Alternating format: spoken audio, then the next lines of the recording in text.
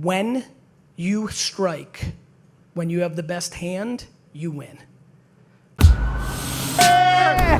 You got your perspective. I just want to be happy. Don't you want to be happy?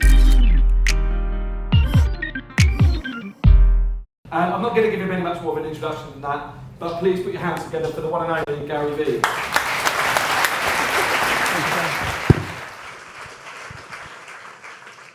Good afternoon.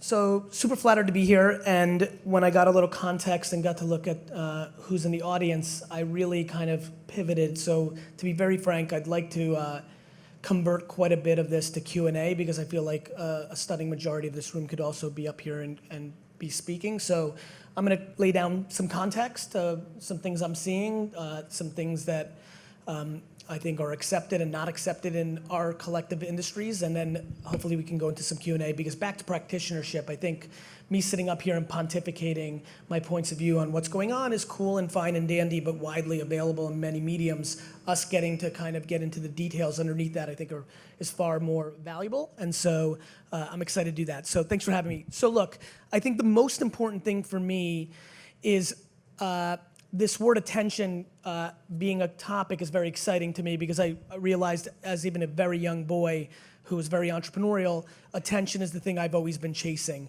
When I had lemonade stands when I was 6 years old, I didn't stand behind my lemonade stand. I tricked my friends to do that. I made signs and would literally sit on the corners of highways and roads and watch people drive to figure out which tree or pole was best for me to put my sign on.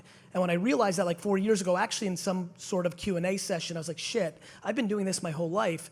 The way that I did baseball card shows where I would spend the first 4 hours walking the floor and trying to figure out what was hot or what people were responding to or how I'd set up my table. The way when I first started working my dad's liquor store, how I would move around displays or end caps or where wine would be versus beer was completely predicated on the fact that I would stand behind the register and for 10 hours a day just watch people walk in and watch what they would do. Later, when I started building websites, I didn't realize I would have such a kinship with UX and UI designers, because I would only think and I would only deploy empathy to why somebody lands on your website and what would they do. And so overdoing and being a practitioner, I've come to this place where I realize how much my religion is attention. And the way I think about advertising, and I get caught up in it as well, I think we talk about things being dead or this or next or very absolute statements, but in reality, in my practitionership, what I spend most of my time on is trying to figure out what's overpriced and what's underpriced attention. I understand that there are some people that still go to page 187 of Vogue and look at a picture. I understand that. I don't think it's worth the price that a magazine charges in a 2018 world, but I don't think it's zero. I would love to still buy outdoor media for all my businesses, but I feel like the prices should be adjusted for the fact that every single passenger on earth is looking at their cell phone now, not out the window. That hasn't been adjusted. As a matter of fact, in the climb of mobile device usage, outdoor media has gone up in price because there's less advertisers, so charge more to the small level of demand. So I spend an outrageous amount of time on overpriced and underpriced attention. The big breakthrough in my career was taking over my dad's liquor store, and I built my dad's store from a $3 to a $60 million business in a very short period of time with no money on a very big bet at scale of underpriced attention, which was Google AdWords.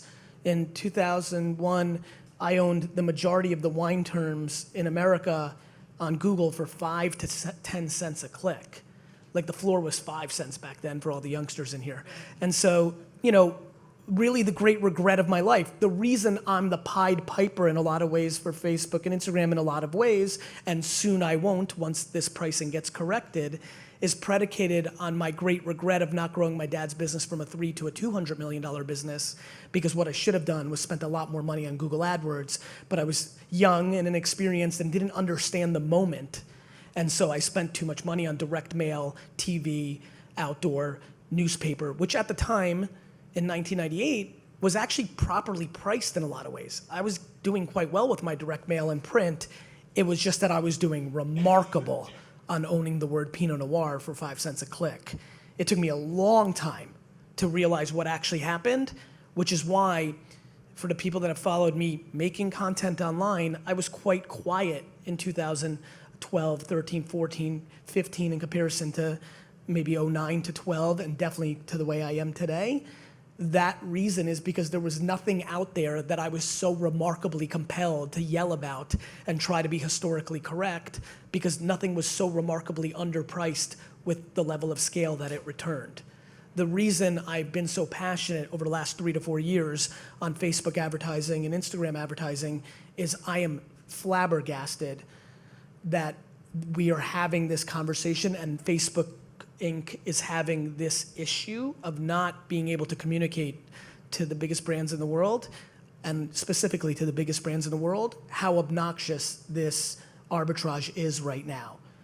The entrepreneurs and VC-backed companies that are direct-to-consumer in the world understand it very easily. I'm sure many of you, whether you're in it or know people in it, know many small companies that are spending their entire budget on Facebook, Instagram influencers, YouTube pre-roll video. So we're living in a world of haves and have-nots, in my opinion, and this is what always happens when there's this moment. I genuinely believe anybody, how many people here are entrepreneurs and run their own business? Raise your hands. So for me, just for my own context. So for me, this group more than anybody is the most interesting, because for them, I can comfortably say, every dollar you do not spend on Facebook and Instagram during this era, you'll regret not spending. I can't believe how much I'm spending, because what really is the conversation that's not being had in this space is what we all need as brands or entrepreneurs or individuals, which is a lot more content. If you really deeply understand, how many people here are on the media side, like are media practitioners of Facebook? Just raise your hands. So these individuals that just raised their hands, they deeply know that especially when you really know it, that the vulnerability / the opportunity is we need a hell of a lot more content that's contextual to the planning capabilities of the platform. The big aha, the big thing that I would love for people to leave here if it brings them value is understanding that I'm producing 100 pieces of content a day for my brand, and I'm probably 1,000 to 4,000 short of what I should be doing.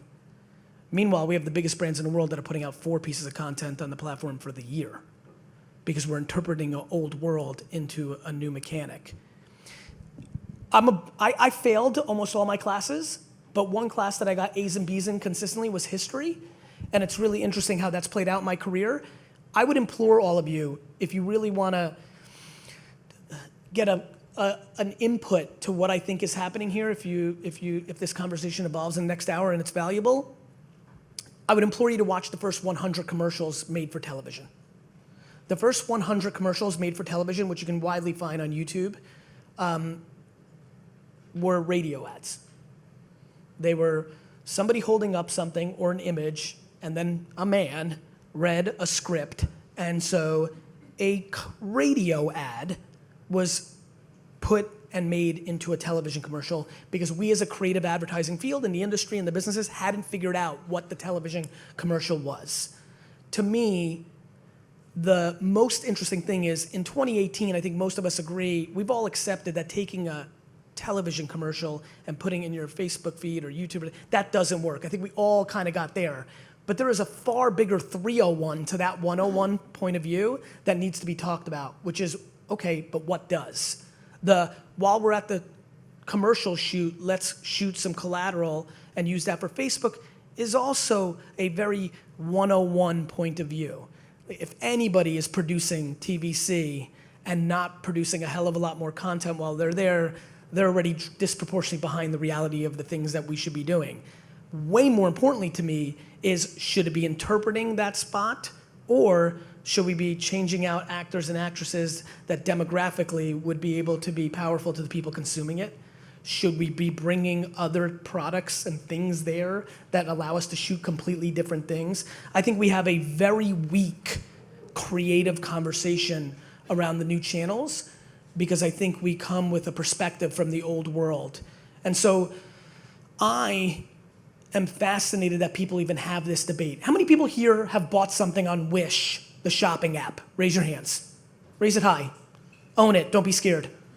Cool. How many people here have never heard? It's cool, I need the honesty here, and everyone's very fucking like this. How many people here have never heard of Wish, the shopping app? Raise your hands. This is the best moment of my life. One more time. You have not heard of Wish, the shopping app? Raise your hands. Hi. Okay, this is the best. Thank you very much.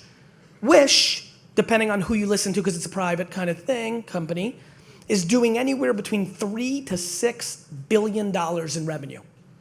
Wish is probably the closest thing to any kind of conceivable threat to Amazon in the world. Wish is doing $3 to $6 billion in sales. They're spending 98% of their money outside of a Los Angeles Lakers patch on the jersey and the McGregor-Mayweather fight. They bought the corner. Outside of those two activations, they were spending 98% of their money on Facebook ads. Wish's founders are engineers from Google that worked on the Google AdWords product.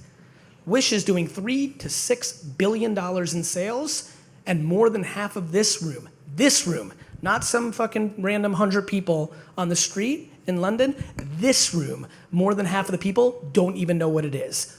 That is the punchline. Thank you.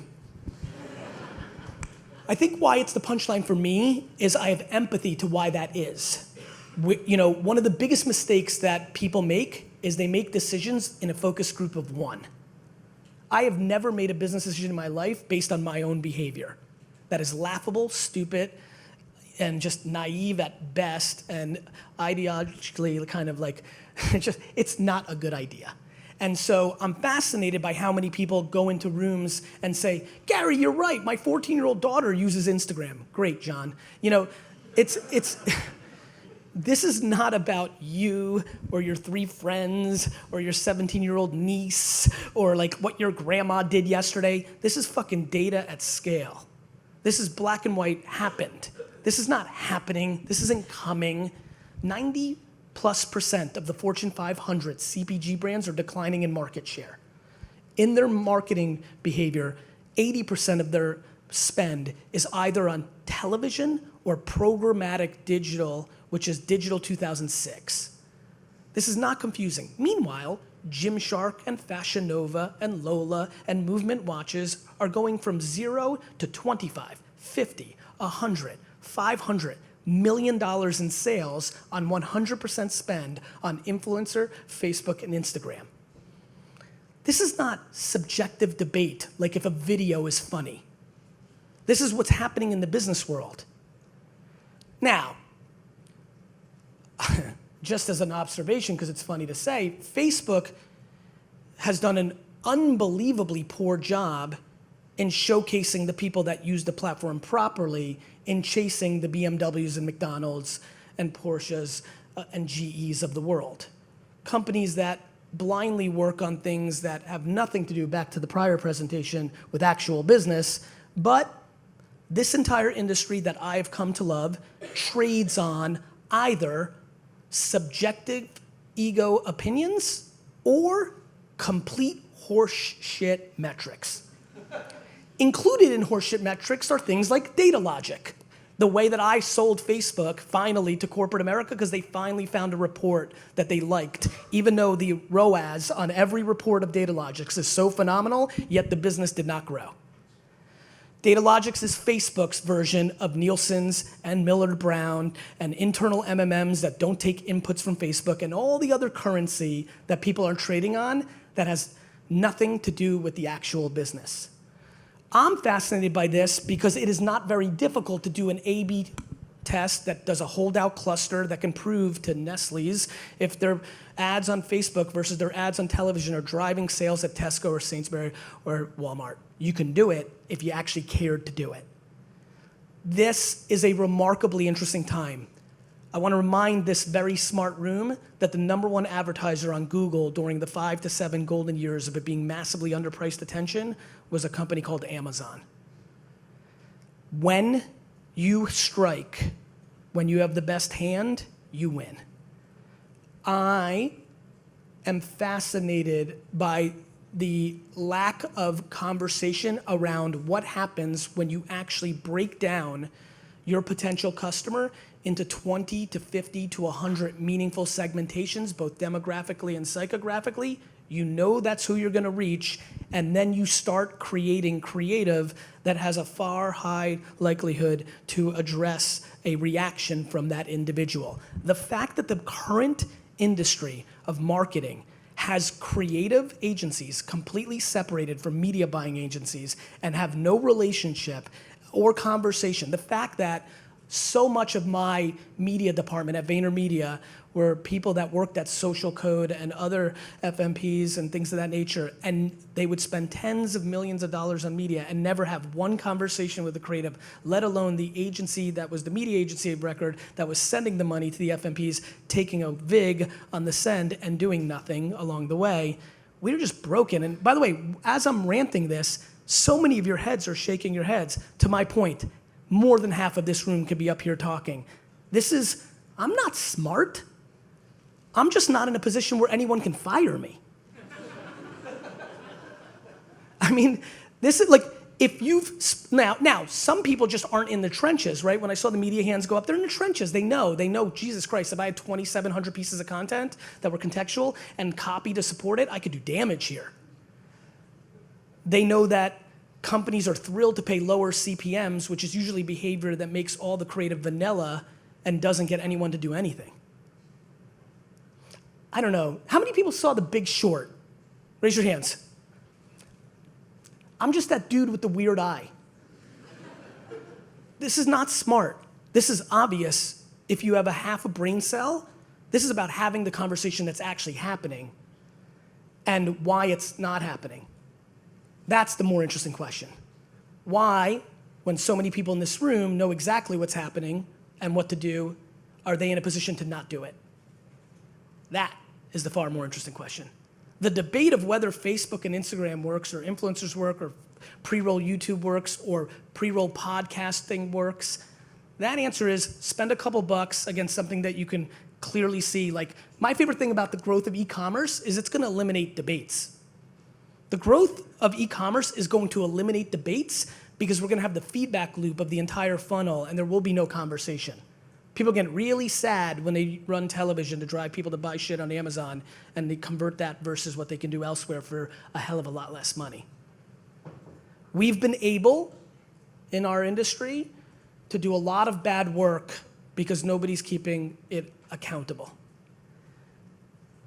The things that we've bought into, have you ever dug into the hyperbole of award-winning work sells products? Do you know where that comes from? Do you know who funded it? You know, I'm fascinated by this industry. I think one of the things I recommend all of you is at least one time in your career, make a fundamental career change and go into an industry with fresh eyes. You will be stunned how smart you will be. I think that was my great advantage. I didn't know. When I started VaynerMedia, I didn't know that media and creative was separate. It was just what I did at Wine Library and the only way I saw the internet work. And so I just built that. It wasn't smart. It was naive and practical. And so my rant here is predicated on one thing. This is, in 2019, to even have this conversation is underwhelming. In 2019, to even have this conversation is underwhelming. Like, this has been proven. This is no longer, should we guess? There's countless examples. Now, the problem is, for some people that are in the trenches and have run stuff, is like anything, if you don't play an item right, it won't work. Unbelievable amounts of money have been wasted on Facebook and Instagram because of a million different things. The creative was not strong. The targeting and the creative was not contextual to each other. There's a million different reasons why it's happened. So, you know, the ROI of a piano to me is zero. To Elton John, it's been $1 billion. Like, this is, you know, cool, it works, but now what? And that's why, how many people here are from a creative agency or work on the creative side? Just curiosity. We have a lot of work to do to be able to figure out a way to make quantity and quality contextual to the places where the end consumer's attention is, to make it palpable, to be able to support the capabilities of the targeting and the scale behind it. That's a real challenge. It's a real challenge. It's really, you know, it's a hell of a lot easier to figure out how you're gonna spend $2 million on one piece of content versus how you're gonna spend $2 million on 47,000.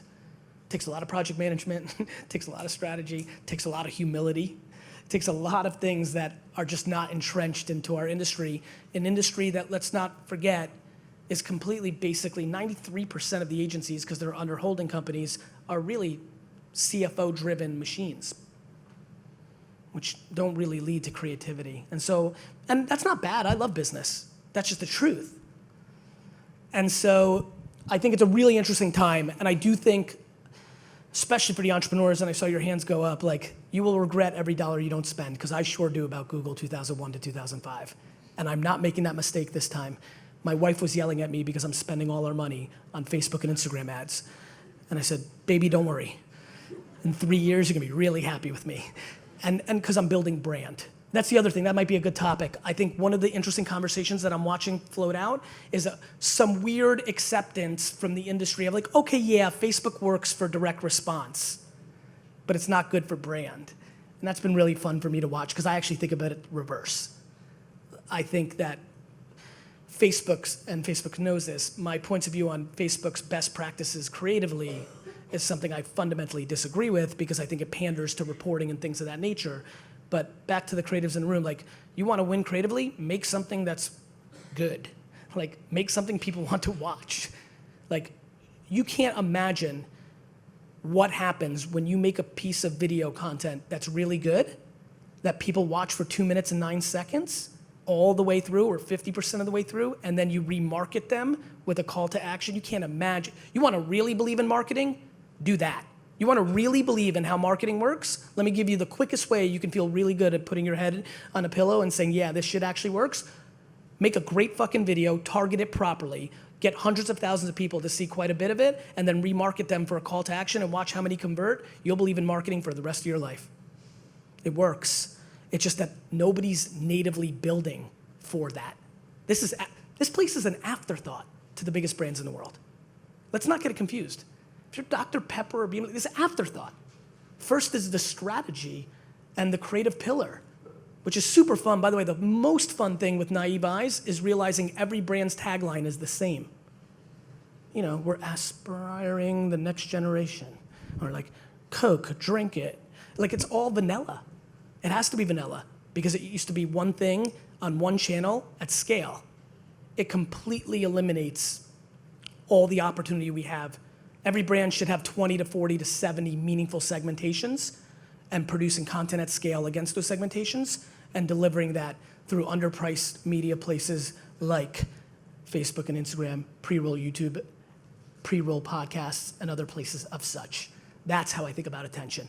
Find it where it's underpriced, and then disproportionately care about the end consumer on the other side and the platform's capabilities to create the creative that's contextual to that environment, and drive it as long as you can. Because here's what's going to happen. What's going to happen is, over the course of the next decade, inevitably the economy will soften. Inevitably, the biggest brands in the world's marketing budgets will go from 100 million to 42 million, which means they're gonna care where the money goes more. When they care when the money goes more, they're gonna start scrutinizing where it goes. When they start scrutinizing where it goes, they're gonna start putting it in better places. This place is gonna be one of the places that gets it, predominantly probably on timing that I think on Instagram. When it does, $4 CPMs become $18 CPMs. At the same token, we, in our feeds, are gonna get continuously less into paying attention, because it's all cat and mouse. The early feed stuff on Facebook, you watched real carefully. Now, not as much. My email open rates for winelibrary.com in 1997, 93%. Yeah, fucking nuts. How many people under 30? Raise your hands. Oh, amazing. Kids, back in the day, when email first started, it was crazy. Nobody knew what it was, so we treated it like regular mail. And when you would send an email, everybody read every fucking word of every email. Over time, marketers ruined it, and now 90% is 30% if you're a hero. Same thing with the feed. Now the advantage is Facebook, unlike the email client servers, Google was late to figure this out, has more control to make sure we don't get stuff that we don't want, hence has a far bigger upside, because they stay religious about the only thing this company has is your attention.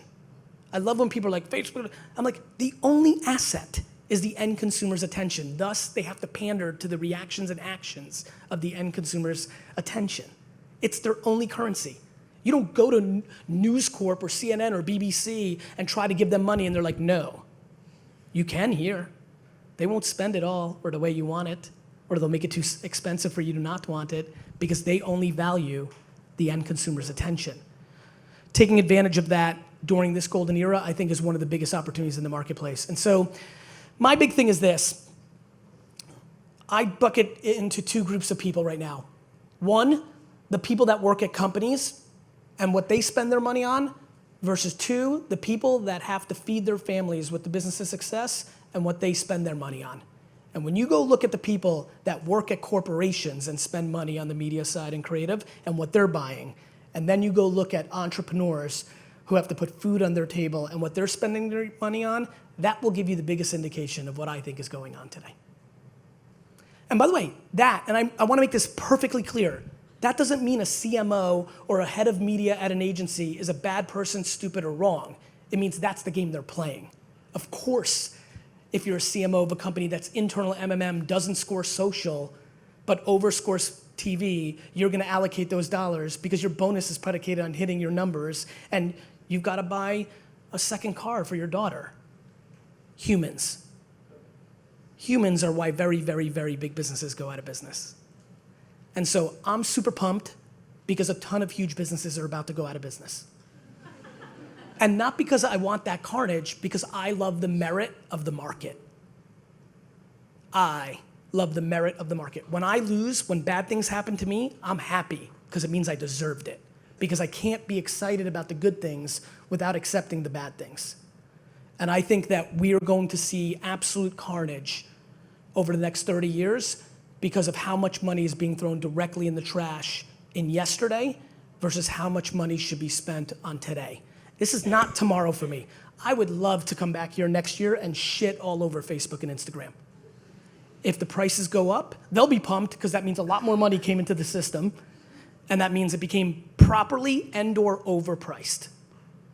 But today it is grossly underpriced for anybody on earth that is a practitioner and cares about the results. For everybody who panders to awards, headlines, internal MMMs, and internal politics at your own company or all the other things, not so much. That's what's happening. And it will always happen forever. And so, and by the way, these golden companies like some of these startups that are doing 100 million, they've got their vulnerability too. All they're doing is CAC and LTV for the next fundraising round. They're underwater too. And if the economy collapses and they don't raise the next round, they're gone too. So to me, the ultimate answer is not new or old or traditional or contemporary or startup or Fortune 500. Who's actually running a business? Not a financial arbitrage machine. That is the behavior I'm watching. That is the attention I care about. One other random thing, this is just more like fodder.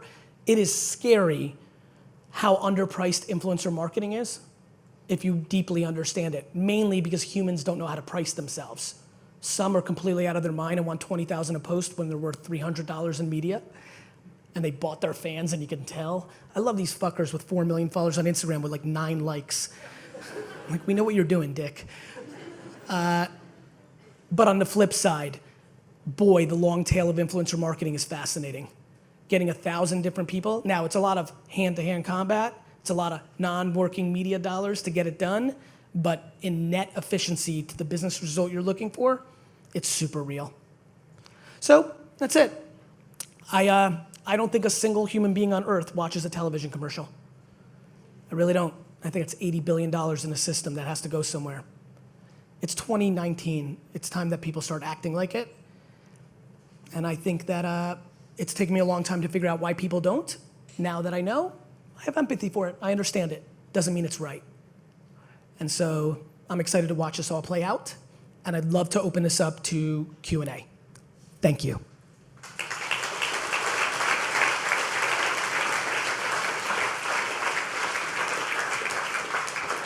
I really, really, really meant what I said. The reason I cut it short is this is such an awesome crew and a lot of talent here, and like I'm super humbled you're here, and the sellout, that makes me feel nice. I really want to get into it, like agree, disagree, curiosity, clarification. Who's got questions?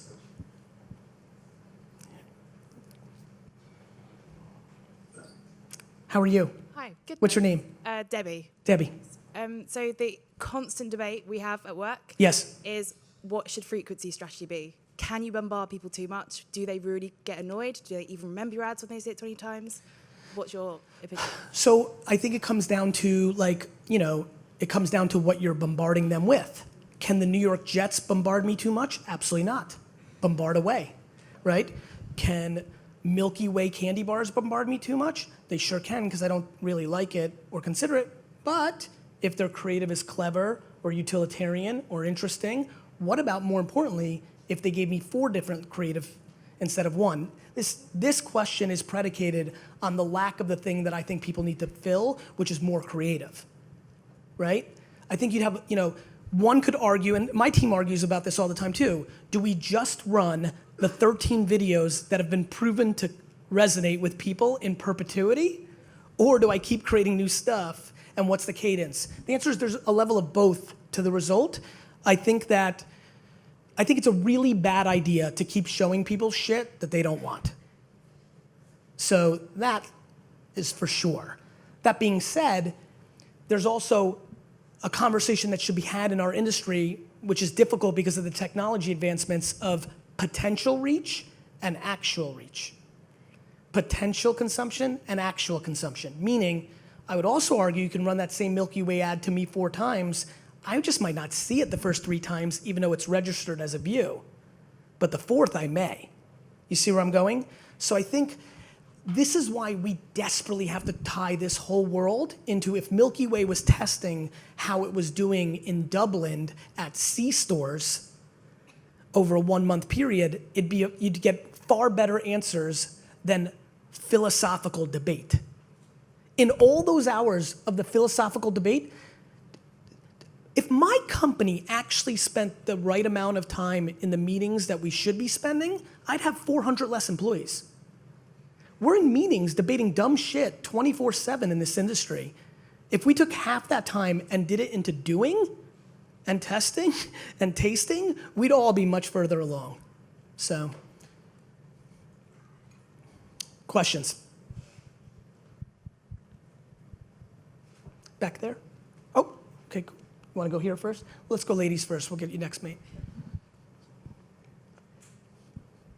How are you? I'm good, how are you? Good, what's your name? My name's Lisa. Hi, Lisa. I have a business called Absolutely Advertising. And I just want to tap into your mindset about how to build a personal brand. Okay. And what's the best way to do that by using social media?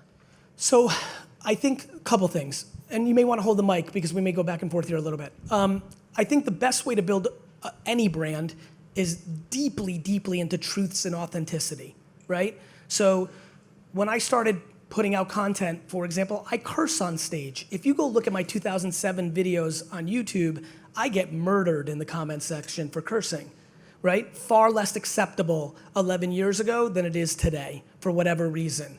But I wouldn't waver because it was just a way, when you're a Jersey boy, this is just how you fucking talk, And so, one, you've got to be you all the way through. Authenticity is such a played out term, but it's kind of like stereotypes. They're grounded in some truths. Authenticity really matters. High volume of content, not overthinking the audience in the way that most people don't show them true selves because they're worried about losing certain people around certain things. Thus, they become vanilla, right? To me, if you're into marketing, but also a Jets fan, and also you garage sale on the weekends, and also you like root beer and sneakers, put it all out. Maybe my marketing community doesn't want the sneaker stuff, but maybe they do. And so a lot of overthinking, so volume of content. I think really being grounded in distribution of ads, like the fact that you can now again, because Facebook brought it back, target based on employees of companies. Just think about your business. You can target content based on employees of companies. So literally your video could be, hey, does your CMO know? That could be the beginning of your video. Or please make sure your head of HR knows. All of a sudden, 3 people of the 4,000 that you targeted forward that video to the head of HR. This is back to being a practitioner. So I think being grounded in the media capabilities, producing content, and the final thing I would say is make it consumable based on them, not on you, meaning video, audio, written word, all if you can. Now, if you're shy in front of a video, which I have empathy, some are, then you shouldn't do it. But if you can do video, it's the holy grail, because then you can strip the audio for podcast and audio. You can eventually, at first you can transcribe, but if you build up, you can hire somebody to transcribe it into LinkedIn, Medium, and Facebook posts. And then also, you know what? I put out a deck, an 88-page deck recently. I think it's titled DailyVee Content Model. I literally just gave all my, like everything I do, my secrets for free. It's out there, you should look at that. The thesis is make content and then interpret it contextual to the channels, right? So maybe a quote from this talk becomes an Instagram quote with a picture on it. Maybe this audio, for fact, this talk will be a podcast episode for me. So things like that. So it's creating content from content, because you're busy and you're one person. So there's an efficiency of content production from a masterpiece of content that creates collateral that makes the volume that you're looking for more palpable than it's more documenting than creating, which, as you can imagine, makes it a lot easier, because the creating part is what holds people back. You're welcome, my friend. Hi, I'm Ralph. Ralph. I had a question about AR and VR technology. Okay. Because I think that's going to be the next big thing. Okay. And it's gonna go mainstream, like social media did. Yep. When do you think companies are going to start actually using AR and VR technology to market? When they see enough normal human beings using it, right? Like, that's what happens. Yeah. Like, companies wait for scale of usage to make them feel comfortable outside of a little test that's good for a headline, right? So look, after Pokemon Go, I was like, okay, here we go, right? Because that was scale. Like, that was when I saw AR. I'm like, okay, AR technology is something they've been talking about for quite a while. That was the first time we saw it. Like, people were doing things, it was awesome. I am stunned. I would have lost, and I like being right, I would have lost a lot of money 2 years ago if somebody bet me, okay, Gary, Pokemon Go just worked.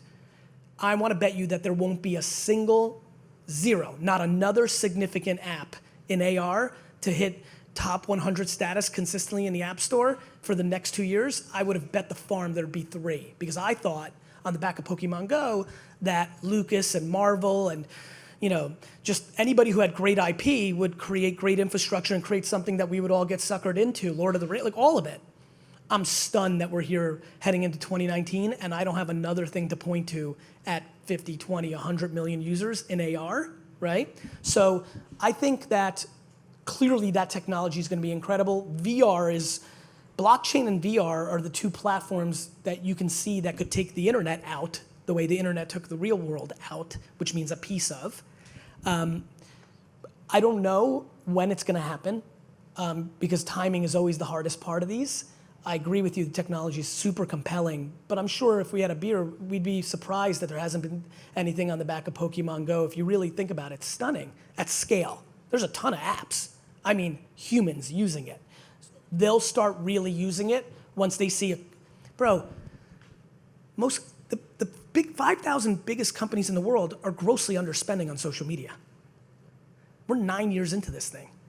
So AR, now, dev shops are gonna get Nissan to build an AR thing for $1 million, and like that's happening. But like, when is it real? 36 to 50 months after we all start really doing it for real. I think it'll be real once cell phones and smartphones really integrate VR technology and AR technology, so that everyone has it. But the iOS already does for the fucking biggest, like Apple's. I mean, it's pretty far along. The kit is real. This is where people get caught. The technology is real. Social norms take a while. I won a lot of money when in 2002 and 2003 and 2004, betting friends that online dating would be mainstream, not creepy. Social norms take much longer than tech. Where all my tech friends, when I spent that 7 or 8 years heavy in Silicon Valley, right? All my tech friends were funny to me because they were so educated on technology and so undereducated on consumer and human behavior. They're like, but we have it. I'm like, yeah, but they don't want it. Or they think it's weird. And social norms can change fast. If I told everybody in this room 10 years ago that in 10 years you're gonna want your 15-year-old daughter to go into a strange man's car every day of the week versus her driving her own car, I would have been laughed off the stage. But now, in high net worth neighborhoods all across the world, when a teenage girl turns 15 or 16, she doesn't get a new car, she gets unlimited Uber. So that she can go into Ivan, the 48-year-old weird dude's car. Something I could have never sold as a social norm back then, but it did become one. So I think it's social norms that you're waiting for. And to your point, when it's default, but it's the tech's far along, but if they really want to go there, Android or Apple, and they really make it prominent or create an AR button, if they like really want to force it, that's when you can start seeing the pieces coming together. Questions? You can pick anybody. Let's get to as many as we can. Hi, Jamie from Clearhead. We're a content production agency. Very nice. How are you? Very well, thank you. Good. Yourself? I'm interested, when you're talking about generating 2,000 to 4,000 pieces of content for Yes. a client, and clients are notoriously very precious about that content, Yes. of ownership, how do you balance that and continue to give that kind of trust and of the content that you're producing, but in essence, I suppose, without potentially the sign-off that comes with those big 30, 60-second ads that they're used to managing as a client? Well, so far, massively unsuccessful. Because either legal or the ego or insecurity of the brand manager or something else is stopping it, to your point. Like when people hear in the ad world 2,000 to 4,000 pieces of content, they think it's schizophrenic, they think it's throwing it up against the wall, they think it's not quality. There's a lot of negative connotation on it in the creative space, which is too bad, because I actually think the thesis that I'm talking about is going to be the golden era of creativity. When I have a meaningful, I'll get a lot of chief creative officers or creative directors, see a quote from a talk, call me a dick face on Twitter, I'll DM her or him, be like, yo, let's have a beer. We have a conversation, and after 30 minutes, like, oh, this is cool. You mean all my ideas can see the day of life? How many people here are creatives again, just for context? I guarantee you the best idea you've ever had never saw the day of life. Right? And what, you gotta work 20 years before you get to be the senior decision maker of the team? Because first you gotta get through your own fucking lead creative's ego, then he or she picks 5 down to 2, then they go to the client. Oh, by the way, the clients spend 90% of their time actually running a business, not making a creative subjective call. They're living in Excel, not in creative land. They make a subjective call, then we run a ton of money on testing it against 8 people in a weird room. This is what brands think is better in 2019. Yeah, I mean, fresh eyes, right? Like, I was like, what do you mean focus groups? What do you mean? I remember that first meeting, I'm like, what the fuck's an animatronic? Or whatever, like, wait, you draw out the television commercial and place it in front of somebody and in a room and they say yes or no and you spend $200,000 on that? I mean, this whole industry is so full of shit when it comes to practicality. But I love it. And I mean that. I love it because it's fascinating. So the way I've done it so far, in the 3 meaningful ways Vayner's done it, which has transformed that business, transformed our business because we got a lot more business from them, was they were 3 brands that were fucking dead in the water and they had no other choice. Excellent, great advice, thanks. You got it. Literally the last phone call, which is our biggest win of all, and it's gonna be a big deal for our company. The guy calls and goes, we're just in a meeting, the brand's been declining for 7 straight years, double digits, and our senior leader said, call that crazy guy, we have nothing to lose anyway. Let's see if he's full of shit. And we took a brand where we got no money and significantly changed the outcome at C-store and supermarket because we made creative for, I don't know, this is very rogue thinking. If you target a Packers fan and they like the Green Bay Packers, and we also target a woman who's a Green Bay Packers fan, and you know that you're doing that. Thus, you make the video for somebody who's a woman who likes the Packers, it tends to do better than the interpretation of the 30-second spot. Common sense, if you know the capabilities and you have the infrastructure. The problem is agencies aren't built to be able to do that profitably. That means it's not gonna happen. And that's okay. That means they'll change over time. And that's the change. And we will do that, and we will win, and then everybody will look, and they will change. But most of all, and hopefully, you want to talk about what I really care about? I'm desperate to inspire 2 girls right now at the Savannah School of Design who are graduating this year, who are going to start a badass agency that they're going to look at us, and they're going to say, you know what? Staying independent forever is a good idea. That's what I want to do. You want to really get creativity back to the forefront of this industry? Let's encourage young women and men who are starting companies to not sell their companies to holding companies.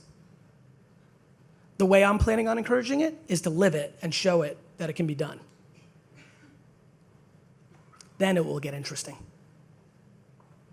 Cool, questions? Let's get the mics. Pick anybody, awesome. Hi. Hey. My name's Fraser. Fraser. I've got a question around how you balance the tension between creating lots of different creative for different segments with testing and learning and scaling. Yep. Because they are obviously opposed. Meaning, I want to make sure You've got to put in a huge amount of time to create the creative and then even more time to do the testing and learning. That's right. So how do you achieve that across that scale? By not wasting all the rest of the money on dumb shit like a $400,000 video that goes on TV, right? So like, you're right, it costs money, but if you create a creative process, which we have, where you can produce content at a scale that is not expensive. And there's a lot of other ways. I'll give you one that I think a lot of people enjoy. I think copy is the great non-conversation that we're not having in the creative space. We've been unbelievably effective in Facebook and Twitter to just write copy as a signal or indicator to then allow us to have the audacity to make a picture.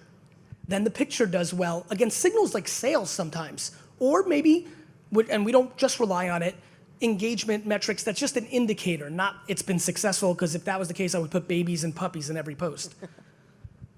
But to me, it's write copy to give you the audacity to spend $1,000 to make a picture. Then run that and let that be successful in however you deem it, to give you the audacity to make a $20,000 video. Then let that be successful to give you the audacity to make a $300,000 video. Got it? So it's about creating at scale down below, but you have to understand what else happens to all the people that raised their hand on media. When you don't waste media money because you've got creative that creates an earned CPM and you amortize it out, you start talking about the most fascinating thing about my thesis, which is more money going back into creative and the reallocation of working and non-working media dollars. So it's been really fun, as you can imagine, now that I feel like I understand the industry better. I come out the gate and the creative world's like, this is just DR, da, da, da. You start really playing it out. This is the creative nirvana that all of us thrive for.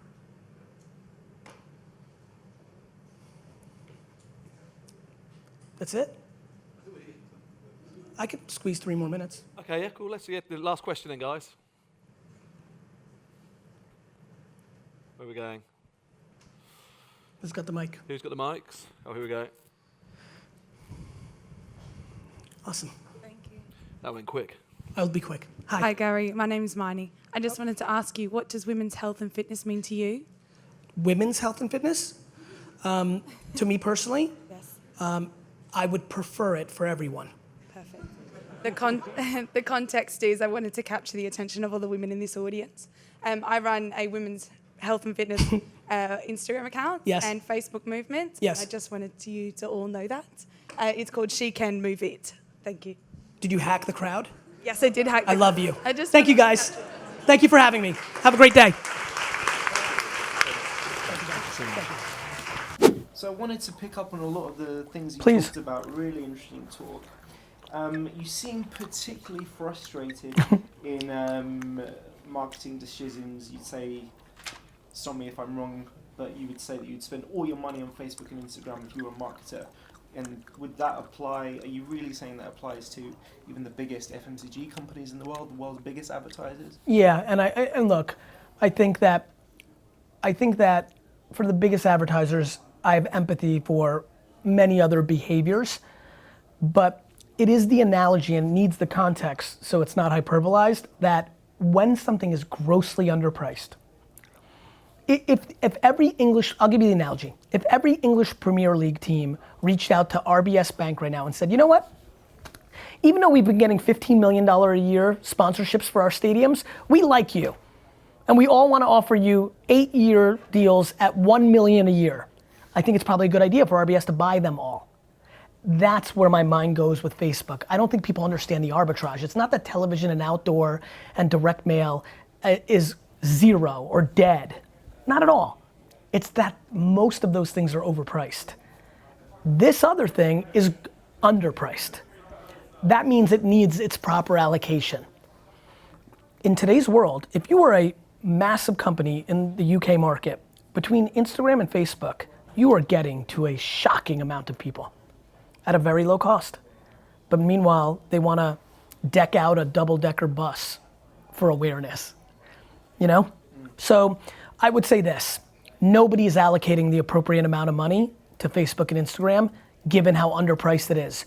Do I believe that Pepsi and Puma in the UK or in Europe should spend 50, 60% of their money just on Facebook and Instagram? The answer is yes. Should they do a lot of the other things they do? Yep, but they should cut the budgets on all those things so that they can afford the 50 to 60% on Facebook and Instagram. I believe that.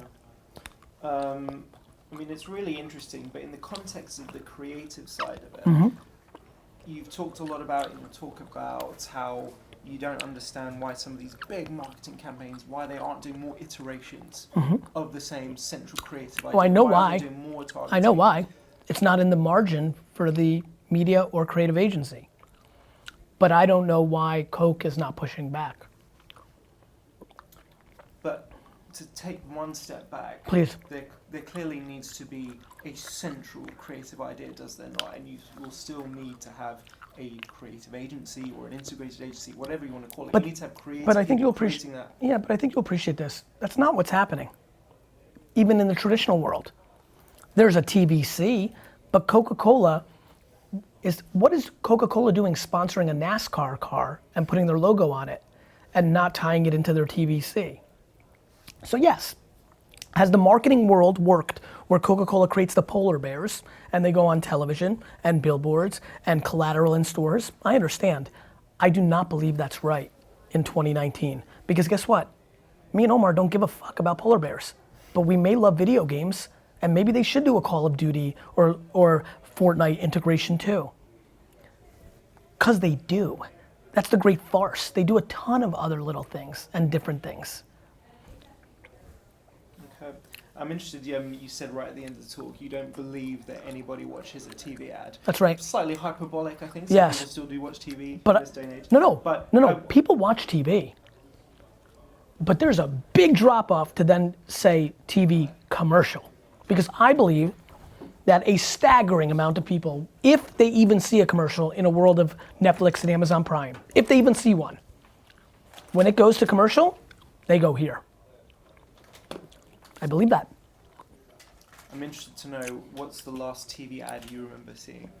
I probably can recall one, let me think. Because when I watch the New York Jets, I don't fast forward to commercials because I'm just yelling at my friends being upset. So I must have caught one this Sunday.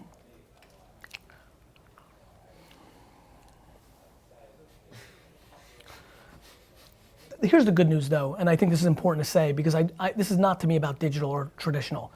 I don't know if I can recall the last Facebook or Instagram. I don't consume that way. You know, I'm like just focused on people consuming my content and other content. I consume people consuming. I don't know. Okay. And just very finally, Facebook before you was talking a lot about attention. There's clearly a message that hasn't worked up until now. What they want to reinforce now is that they're frustrated with the way that digital ads on Facebook, for example, are being measured. Yes, I saw that. Duration. Yes, views. that's smart. And so they're talking more about attention, how we actually measure attention. Or business results, right? I caught it. Yeah. I didn't fully. I wanted to know your take on that. I think that's the right read. I don't know how they're going to measure it, right? Like, I would win so many of my arguments if we all had chips in our brains and I could prove to everybody that nobody's watching a television commercial or that billboards are overpriced because everyone's looking at a phone. I look at macro results and I know that the biggest companies in the world are losing market share to the death of 1,000 cuts. Johnson & Johnson, Unilever, and Procter & Gamble are not losing market share to each other. They're losing it to the emerging brands that are marketing in a contemporary way. That's real life. Gillette didn't lose market share to Schick. They're losing it to Harry's and Dollar Shave, right? That's real. I have a real passion about that truth. So I think they're right, but they have a long way to go to getting agencies on board to care about actual results. It's in agency's best interest to not be held accountable for actual results. And by the way, and it's tough because I don't think that's bad of the agencies. I think it's capitalism. They're publicly traded companies that have to be held accountable to their shareholders, not to their clients, right? Yeah. Interesting issues. Thanks very much for your time. Thank you. I really appreciate it. How you been? Yeah, very good. I don't know if you ever follow Campaign Magazine. I do. I was the news editor for about 3.5 years. I'm just taking a new role as the technology editor. Oh, good for you. So I'm really excited. There's just so much to write about, and whether it's about creative advertising, media, or just kind of AI innovation. There's just so much going on, and it's just a battle to kind of come these things. But really good to meet you. Thank finally. you. Thank you. And it'd be great to kind of stay in touch in Anytime. future because I'm writing for the US and a global role as well. And good news, and I think you'll appreciate this because I'm such an advocate of media, maybe more than ever in these days. On or off the record, if I can ever bring you value, you're just trying to double check on something, I've figured out how to get plenty of attention on my own. I'm not gonna hold anybody hostage for like, give me the quote. If I can bring value, please feel free. And I do think I see things slightly different than most, so. And how often are you in the UK nowadays? Every 8 weeks. Oh, really? Okay. It's great. Yeah. Yeah. Thanks so much. Cool. Take What's care. the best way to reach out to you then? Email.